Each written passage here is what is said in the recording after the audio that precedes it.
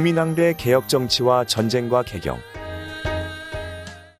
자, 고려 말기 개경, 특히 왕관석기 개경은 원나라 간섭을 받는 그 심장부이잖아요.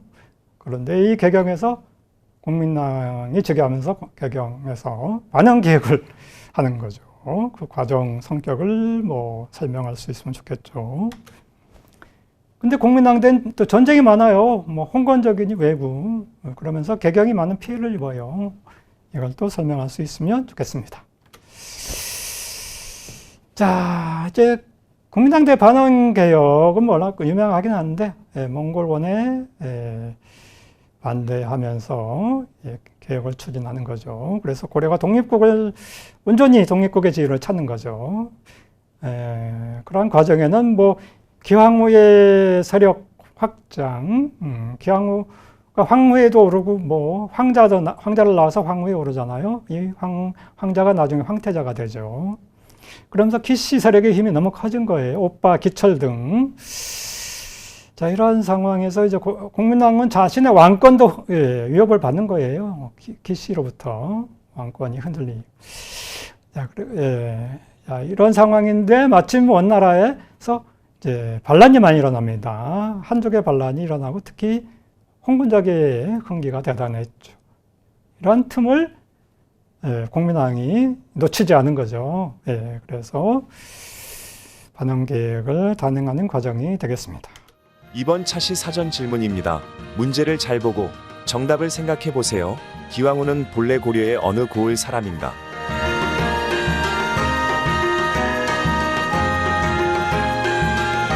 공려 출신으로 원나라의 황후에까지 올랐던 기왕후는 본래 고려의 행주 사람이었습니다. 자, 국민당은 즉위부터도 드라마틱하죠. 조카가 이제 충정왕을 밀어내고 고려국왕이 돼요. 그 과정도 순탄치 않았습니다. 자, 그래서 국민당이 즉위해서 이제 조부 충선왕이 중창에서 사용해 온 거 있죠. 바로 영경궁. 영경궁을 전궁처럼 계속 사용합니다. 국민당도. 바로 국민당은 이 영경궁에 머물면서 개혁을 설계한 것이죠. 근데 이제 국민당과 결혼한 노국공주는 또 자신의 궁으로 연덕궁을 사용해요. 연덕궁은 이때 영안궁이라고 명칭이 바뀌었는데요. 개경 중심부에 있는 자남산이라고 하는 자남산 남쪽 기슭에 위치합니다. 그러니까 왕은 영경궁에, 노국공주 왕비는 연덕궁, 영안궁에 거처하는 건데, 이게 서로 왔다 갔다 했겠죠. 서로 왕래하면서. 이상해요. 이게 고려의 전통이기도 해요. 고려가 초기부터도 고려가 이제 왕하고 또 왕비가 또 고려는 따로따로 다 궁이 있었어요. 자신의. 고려는 이제 남녀가 이제 재산 상속도 똑같이 받고, 재산 소유권에 대한 여성들의 확고한 발언권이 고려는 있는 그런 거와 관련이 있을 수 있죠. 이 몽골 공주도 영향을 받았겠죠.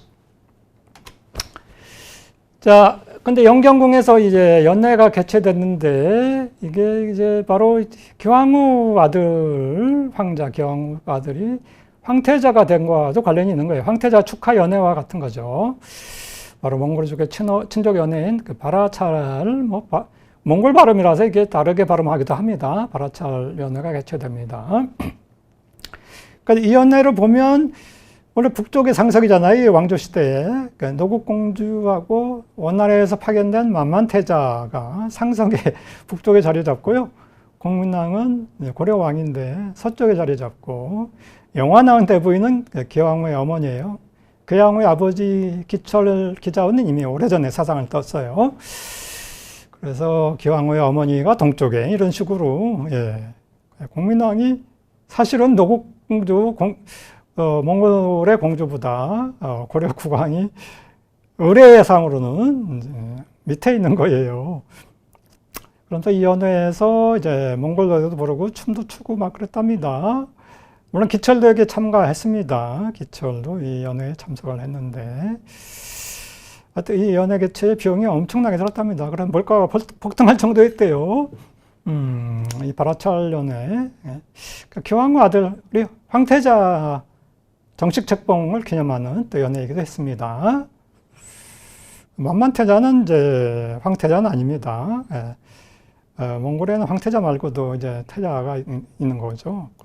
그 중에 이제 고려에 파견된 태자입니다. 자, 친원 이제 세 가문이 이제 문제인 거 위세가 대단했죠. 기씨 가문, 노씨 가문, 권씨 가문. 기씨 가문이 원래 기왕후로 인한 거고, 노씨 가문, 권씨 가문도 딸을 막 원나라 황제, 황태자에게 바쳤어요. 예. 그러니까 고려가 공녀가 많이 끌려갔잖아요. 공녀로 고려 여인들이. 근데 이렇게 자진해서 공녀로 바쳐서 권력을 이제 차지하려고 하는 참, 그런 풍조도 생겨났습니다. 개탄할 일인 거죠. 물론 공녀로 끌려간 여인들의 운명도 참, 우리가 생각을 해봐야 되겠죠. 이러한 원상실을 등에 업은 세가문의 위세가 너무 커서 공민왕의 권위가 이제 흔들렸어요. 그러니까 공민왕은 왕이 되는 과정도 어려웠고, 그래서 공민왕은 왕권에 대한 집착이 엄청 컸어요. 어떻게든 자기 왕권을 지키려고 합니다. 그래서 결국 반환 계획을 하는 거죠. 원나라가 이제 반란으로 흔들리고 있다 이런 걸 알아채고, 바로 공민왕 5년 1356년 바로 대표적인 친원 세 집안을 제거하는 거죠. 기철, 노체, 광겸을 죽이고 반환 계획을 단행합니다. 그래서 정동행성의 이문소, 정동행성 중에서 특히 이문소는 형정을 집행하는 곳이어서 이문소는 내정간섭의 상징처럼 된 곳이죠. 그리고 압록강을 돌파해서 압록강 서쪽에 8개의 역참 기지를 또 공격을 해요. 또 쌍성 지역, 함경도 지역이죠. 거기가 원나라가 뺏어갔잖아요. 그래서 쌍성 총관부, 거기를 또 수복을 합니다. 근데 이때 원나라가 화를 많이 냈죠. 특히 압록강을 넘은 거에 대해서. 압록강 넘으면 바로 이제 진짜 몽골원의 영토인데 말이죠. 그 원나라가 여기에 대해서 화를 많이 내고 합니다. 또 공민왕은 원의 연호도 사용을 정지해 버렸습니다. 그리고 관제도 이제 고려 정기 관제, 즉 황제국 체제의 특히 문종 관제죠. 황제국 체제 관제를 회복을 합니다. 이렇게 원나라 원나라에 대항해서 반환 개혁을 한 거죠. 친원파를 숙청하고 원래의 고려로 돌아가자. 그래서 고려는 원위 간섭에서 일단 벗어나서 온전한 독립국의 지위를 회복을 합니다. 그러니까 이게 다 개경에서 일어난 소도 개경에서 일어난 겁니다. 공민왕 5년 1356년입니다. 그러니까 우리 역사에서 이 1356년은 진짜 대단한 의미가 있는 해라고 볼 수가 있어요. 자, 여기에 대해서 원나라와 이제 기왕후는 자꾸 이제 보복을 하려고 위협해요. 근데 이제 원나라 사정도 지금 반란 때문에 녹록지 않았기 때문에 그런 거지. 보복을 막 하고 싶어 합니다. 그래서 여기 위협을 많이 느낀 것 같아요. 공민왕도. 그래서 개경에 있는 게 좀 위험하다. 그래서 한양, 남경이죠. 남경으로 천도하려고 막 궁궐도 짓고 그랬어요. 한양에 천도로 막 계획하고 그럽니다. 물론 다른 한편으로 개경의 나성도 좀 수리하기도 해요. 한양으로 천도하려는 데는 또 왕사인 태고화상 보후 역할도 좀 있어요. 태고화상 보후의 근거지가 또 한양이에요. 이 한양 일대. 그래서 왕사 보후가 막 또 바람을 넣는 거죠. 한양으로 가야 된다, 남경. 태고화상 보후는 원래는 저기 외가가 지금 양평 쪽에 양평에 가면 태고화상 보호와 관련된 유적이 많이 있죠. 용문산이라든지 이런 데다 보호의 지지 기반. 양평 쪽에 저기 산하살한철도 있어요. 거기도 태고화상의 근거지고, 또 한양에도, 한양. 바로 북한산, 삼각산에도 중흥사 이런 데 있어요. 지금도 중흥사 터가 남아있죠. 또 태고사, 태고암 이런 데가 왕사보호의 근거지입니다. 그래서 한양천도를 거의 할 뻔했는데 이게 뭐 쉽지 않은 일이죠. 이때 뭐 수도를 천도로 한다는 게 많은 비용과 인력, 이게 민심의 이반 이런 게 있기 때문에 쉬운 일은 아닙니다. 또 홍건적의 침략도 이제 시작돼서 또 그래요. 또 외구 침략도 거세지고 있어서 한양천도가 쉽지는 않은 거죠. 자, 홍건적이 이제 1차 침략이 있어요. 국민당 8년 말에. 서경 평양까지 함락당했습니다. 다행히 개경까지 오지 못한 상황에서 고려군이 격퇴를 시킵니다. 또 왜구가 이제 서서히 기승을 부려요. 왜구가. 강화도 일대는 뭐 막 예성강이 근처까지 이제 등장합니다. 왜구. 동해번쩍, 서해번쩍 왜구에 원래 그렇잖아요. 이런 상황에서 국민당은 한양천도를 포기하고, 백악신경이라는 걸 만들어요. 백악신경.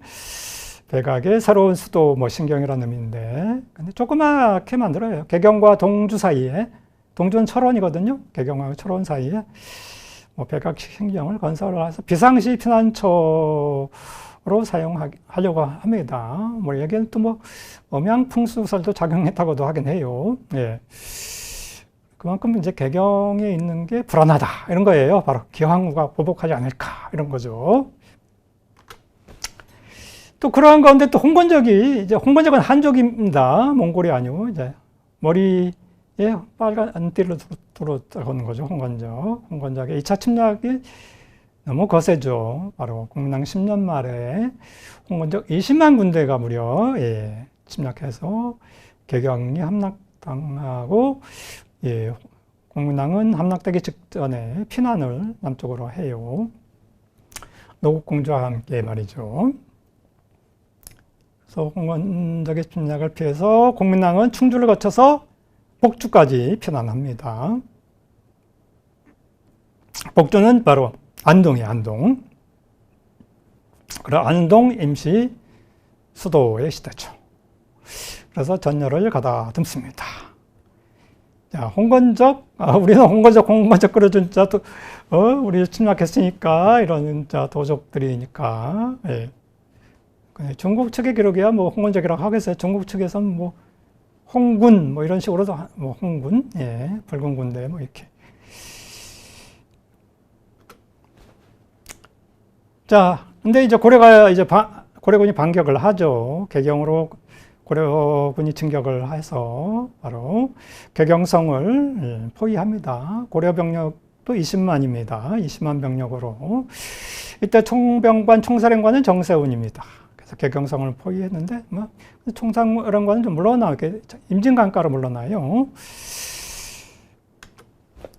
그래서 결국 그 개경성 전투에서 승리해서 수복을 하는 과정인데요. 이때 앞장선 인물은 이제 권희, 개경성 동문 순인문으로 돌격을 해요. 권희는 바로 유명한 학자 권근의 아버지입니다. 권희 앞장섰고 이때 20만의 고려군과 20만 홍건적의 처절한 전투가 벌어집니다.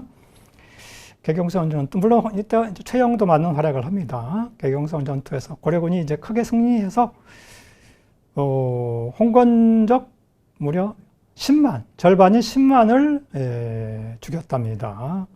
대승을 한 거죠. 그렇지만 개경성은 이제 홍건적에 의해서 많이 파괴된 상태였습니다. 그래서 10만 홍건적이 이제 도망간 거죠. 자, 이렇게 해서 개경이 수복됐지만 많이 파괴돼서 복구를 해야 됩니다. 자, 침략 격퇴 후에도 이게 전국이 뭐 요동치죠. 홍건적 격퇴의 주역이 바로 이 삼원수거든요.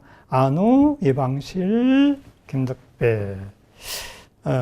김덕배는 좀 독특한 인물이에요. 김덕배는 과거급제한 인물인데도 무장으로 활약을 해요. 상주 사람.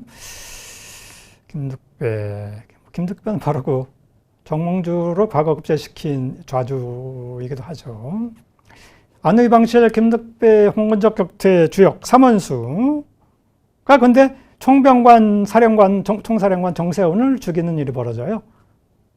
근데 이거는 왕명을 받들어서 했다는 거죠, 왕명. 근데 그 왕명을 김용이라는 사람이 이제 조작했다고 기록에는 되어 있는 거죠, 고려사 기록에는. 그러면서 공민왕은 자기 명령도 아닌데 총병관을 죽였다고 하면서 안우, 이방실, 김덕배를 또 죽여요, 이렇게. 참. 근데 김용이라는 사람도 공민왕의 최측근입니다. 수수께끼의 사건인데요. 그러니까 고려를 구한 삼원수, 고려를 구했다. 우리나라를 홍건적으로 구한 세 원수가 이렇게 허무하게 사라졌습니다. 개경을 수복한 삼원수가 사라져버린 거죠. 그래서 공민왕은 이제 개경으로 재입성을 하는 과정인데 중간에 흥왕사에 들러요. 흥왕사에.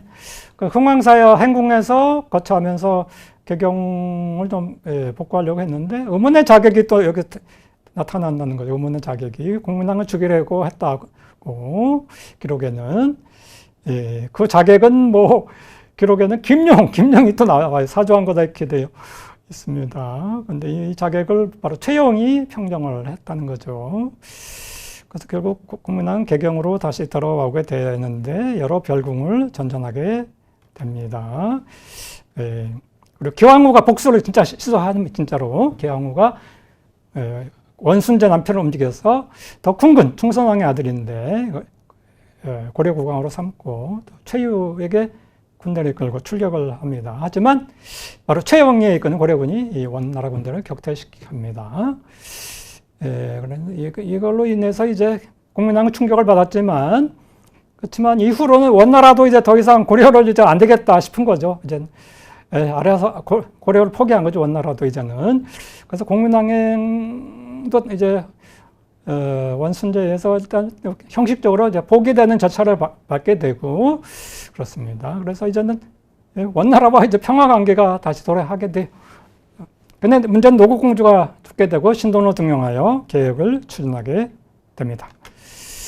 그 신돈 정권기는 유자 세력이 성장한다고 합니다. 특히 공민왕 16년에 바로 숙문관 자리로 옮겨서 중창된 바로 성리학의 본거지로 되는 성균관의 중창, 공민왕 16년 신돈 정권기인데 많은 연구자들이 이 성균관 중창이 본격적인 뭐 신흥사대부 성장의 계기다. 신흥사대부가 정치 세력화하는 계기라고 이 성균관 중창을 얘기하는 사람들도 꽤 있습니다. 바로 이방원, 태종 이방원도 이 중창된 성균관에서 수학해서 과거급제한 유생이었죠. 행정체계는 뭐 계속해서 개성부인데 개성부의 수장 이름이 개성부윤, 또 개성부 판사 이름만 바뀔 뿐입니다. 이제 종립품. 도성관을 관장하죠. 자남산 기슭의 모습이에요. 노국공주가 여기 거쳐 있어요. 연덕궁, 영왕궁이 위치한 자남산 기슭. 개경성 수복 전투 그림인데요. 여기 보면 개경성, 여기 숭인문으로 돌파했죠. 그리고 남은 10만의 홍건적은 이렇게 탄현문으로 도망을 가게 됩니다. 바로 중창된 성균관입니다. 개성 성균관, 지금은 개성 박물관이죠. 개성 성균관. 여기서 이방원이 공부를 했습니다. 자, 이렇게 개경은 반환개혁의 중심지이고, 그렇지만 홍건적의 삼락에다 파괴돼서 이걸 수복했지만 이제 복구해야 되는 사명이 있는 거죠. 별궁을 전전하면서요. 또 왜구가 이제 계속 출몰하는 게 문제입니다.